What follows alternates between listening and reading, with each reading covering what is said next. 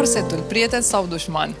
Corsetul este un dispozitiv medical ce are ca scop ameliorarea evoluției scoliozei prin stoparea progresiei și corecția acesteia. Ca principii, acesta aplică forțe externe, creând zone de expansiune pentru respirație, urmărind astfel cel mai bun aliniament posibil și ghidând creșterea. Aici avem 5 vertebre aliniate cu vectorul gravitațional ce trece prin centrul lor. După cum observați, vertebrele au deviat, iar vectorul gravitațional nu mai este în centrul lor.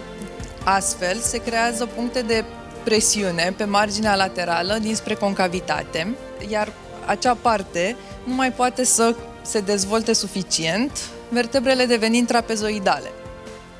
Corsetul ce face?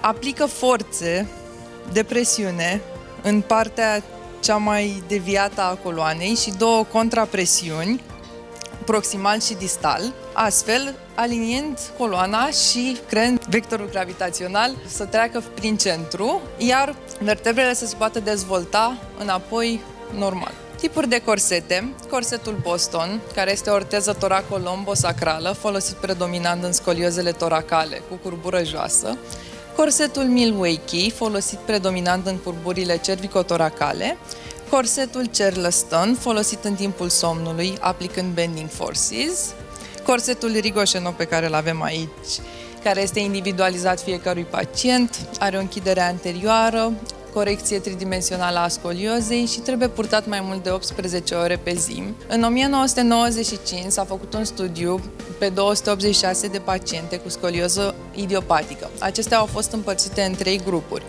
În grupul fără tratament a fost o progresie de peste 5 grade a curburii la 66% dintre pacienți, iar la cei cu corset, doar 26% au avut o progresie a curburii peste 5 grade. Un studiu mai recent, din 2013, făcut pe 242 de pacienți cu scolioză idiopatică, vârste cuprinse între 10 și 15 ani, rizăr mic, 0,2, iar unghiul cob cuprins între 20 și 40 de grade, nebeneficiind de tratament anterior, au purtat corsetul mai mult de 18 ore pe zi. Rezultatul a fost unul pozitiv. Cu corset, 72% au avut unghiul cob mai mic de 50 de grade la maturitatea osoasă, rizăr 4 pentru fete, rizăr 5 pentru băieți, iar 48% fără corset au avut rizărul mai mic de 50 de grade. Ceea ce ne arată că corsetul reduce semnificativ riscul de progresie al coloanei, cât și intervenția chirurgicală. Cu cât este purtat mai mult, cu atât aduce un mai mare beneficiu. Ce tip de corset recomandăm? În 2017 a fost un studiu pe 108 pacienți diagnosticați cu scolioză idiopatică, cu vârsta medie de 12 ani. 0% dintre aceștia au ajuns la operație purtând corsetul Rigoșenot, în timp ce 34% au avut nevoie de intervenție chirurgicală.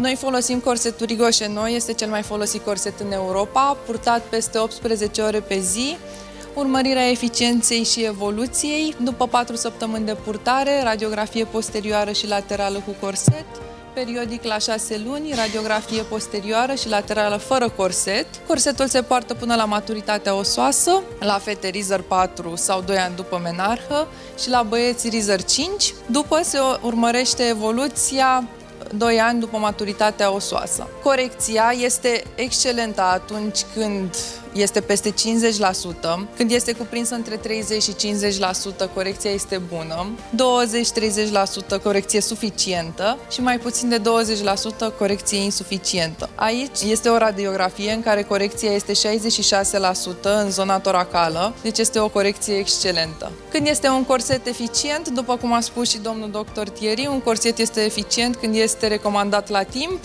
adică înainte să se dezvolte toracele, să ajungă toracele la maturitate. Cum se poartă un corset ca să fie eficient? Mai mult de 18 ore din 24, cu tricou sau maieu, fără cusături, se introduce progresiv, regula 4x4, se strânge progresiv și se relaxează în timpul meselor. Cel mai important, pentru a fi eficient un corset, trebuie să fie purtat. Când se schimbă corsetul, se schimbă când trunchiul crește mai mult de 2 cm sau când corecția este insuficientă. Complianța pacientului la tratamentul ortotic. Tratamentul ortotic, corsetul, face parte din arsenalul terapeutic care și-a demonstrat eficiența. Pentru a fi eficient însă trebuie respectate toate detaliile, indicația medicului ortoped, verificarea radiologică a corsetului, purtarea corectă și prevenirea leziunilor cutanate, menținerea numărului de ore recomandat și, nu în ultimul rând, acceptarea acestuia, atât de către părinți cât și de către copii, cel mai important de către copil. Succesul ortezării în corset este atunci când unghiul cob final este plus minus 10 grade de la unghiul cob inițial. Mulțumesc!